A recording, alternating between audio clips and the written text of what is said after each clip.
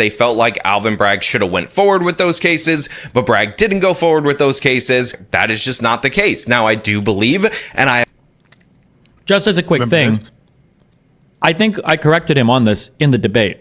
I did. I corrected him. You might have as well, but I certainly reminded him of this prior to his clarification video. Okay. And for those of you who aren't apprised of what's going on, the two prosecutors who quit from Alvin Bragg's team, they were mad that they didn't charge the asset valuation case. That case became, or the facts of those cases became a civil case from Letitia James later on, but they never charged it, and they were mad about that. And he said that that's evidence of political corruption because what had happened was that Alvin Bragg's team quit because he wasn't going to charge it, and then he picked them up again magically after Trump said he was going to run for election. Yeah. The exact same case, and that shows only for political bias. Now, note, first of all, even if it were true that it were the exact same case, it doesn't necessarily follow that it's still corrupt, and you have to prove the inference that maybe there's additional evidence is the worst inference as opposed to they're doing it for political reasons.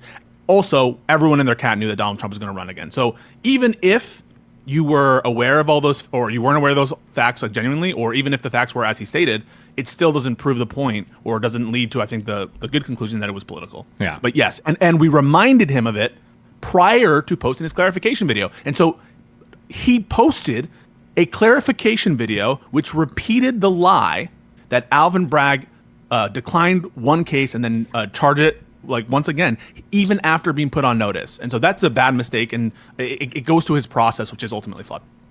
Yeah. So he was corrected on this at least twice before, but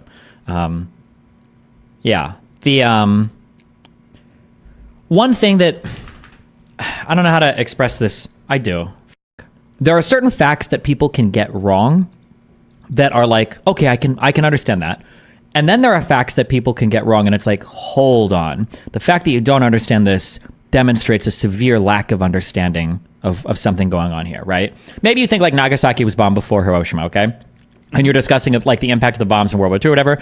If you flub this fact, or if you don't know this, I'm not sure how consequential that is to your total understanding. Yeah, that's whatever. But if your case relies on Hiroshima being bombed after Nagasaki, if your case is all about the chronology there, sure. How can you not know that, right? Yeah. Or if you're saying something along the lines of like, say you're saying something along the lines of like, I think Hitler was killed. I think Hitler got killed at the end of World War I, right? And it's like, okay, well, you're off by like, 10 or 20 years. But it's like the fact that you're off by like 20, 30 years. But the fact that you have this out of place, that's very, very, very confusing, right? Because Hitler was a pretty important figure for World War II. Like not knowing this is questionable, right? The issue here isn't so much that, he might be wrong about why two prosecutors quit. In the grand scheme of things, right? I mean, I didn't even know initially why they quit. And, somebody might be under a misunderstanding for why they quit. It's the fact that the case was that Alvin Bragg or Letitia James is corrupt.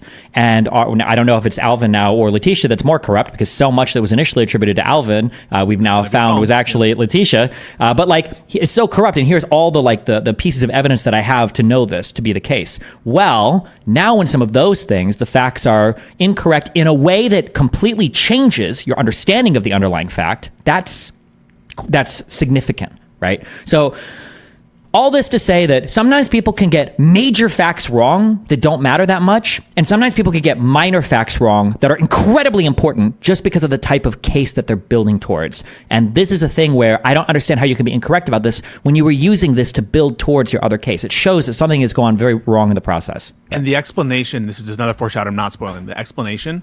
So you have one conception of what his mistake was here. That conception is wrong. He's about to explain the nature of how I made this mistake, and it makes it so much worse. But just play. Okay. But Bragg didn't go forward with those cases. That is just not the case. Now, I do believe, and I have presented evidence for the fact, that Alvin Bragg did charge Trump for political reasons. We had two prosecutors resign from Bragg's office because they believed that he was dropping the case after he took office, because, again, it was just a campaign thing for him, and they were really angry about it. But then Bragg brings back the case up again after it is clear that Donald Trump is running for president in 2024. And I completely flubbed this. I got it completely wrong. It was an error. It was an unforced error too, because I had time to look up what I was saying instead of going based on what I thought I saw in the live stream when I looked it up on the spot, but that's not an excuse. In fact, it kind of makes it worse. So when I was talking about Alvin Bragg in my previous video, I was talking about 2 prosecutors resigning in anger because they felt that Alvin Bragg dropped those cases. And I referred to this case as a case that was the one that he ultimately ended up bringing, or similar enough to the one that he was ultimately end up bringing. And I was wrong, inaccurate, not even close. Thanks for playing. You just lost all your money at this casino. So what ended up happening was I conflated a couple of different things surrounding the Bragg case, because if you guys will remember, what Trump ultimately ended up... I hope to God he's not going to bring up more stuff that's just dead wrong, but we'll see. Okay, 254, sorry. Did a couple of different things surrounding the Bragg case, because if you guys will remember, what Trump ultimately ended up being charged with was a falsification of business records that they had to use a weird, obscure New York statute in order to enhance. Now, the reason they used that weird statute to enhance 2 felony charges, which, by the way, I believe was done for political purposes based on Bragg's pattern of behavior and how he charges other cases, was due to the fact that I was thinking of the campaign finance charge, which I believe expired. Okay, I want to pause for a second here. Yeah. Especially given that AJW is a content creator, and especially given that he uses his background in criminal justice in college as a matter of expertise, as a way to credential himself, it's not enough to say that charges are weird. You need to expand on that, because there might be a weird way that you do or charge something, but there might be a really good reason why. And if he feels like the way that misdemeanor statute of limitations was upgraded, if he feels like that is improper, it shouldn't be that way, he should address the substance of that. Because when you hear that as a viewer, a layman would think, oh, okay, well, wow. So it sounds like they took a bullshit law and they made it so that they could just magically charge Trump with a crime that he shouldn't even be charged with, okay? Yeah. But that's not really the case. And I think that you can probably make a strong argument that one crime could be augmented with another crime. That if you're doing 2 crimes in conjunction, that there are different things that can, to some extent, you can argue there are like aggravating factors. Burglary, Yeah. burglary is break and enter with intent to commit a crime therein. Felony murder. You have to have a predicate crime. RICO statutes, RICO crime. These kinds of mapping onto crimes, it happens all the time in criminal law. Yeah. So the idea that it's weird and they don't normally do it and it's very strange. Well, like I could very easily imagine, and I don't know the laws in depth here, so but I'm pretty sure I'm correct. I could imagine it being the case that like if somebody commits a bookkeeping error for good reason, like there's like a 1 to 2 year whatever statute of limitation on it, because I mean it's a bookkeeping error, who cares, whatever. But if that bookkeeping error was done to conceal another crime, well, that's a different type of bookkeeping error. We're doing something worse, even though arguably it's the same crime. I could understand why you might especially if it's in the commission of a felony or a more serious crime. I could understand why you might want to be able to reach back a little bit further and have a longer statute. That on its face makes sense to me. If it doesn't, you need to give a good or a compelling argument for why the substance of this type of charge is wrong and should never happen. Like as a matter of like just like a rule that should never be the case here. Just saying that it's weird and novel. I mean, you brought up RICO charges. RICO was novel when it was brought up. Literally. I mean, like, you need a better argument. They're just like, well, it's weird and new and novel. That's not enough. 3 points to that. Number one, I think that you're correct that he doesn't even get out of the gate in trying to prove the case that the fact that something is unusual means that it's wrong or that it's improper or that it shows corruption.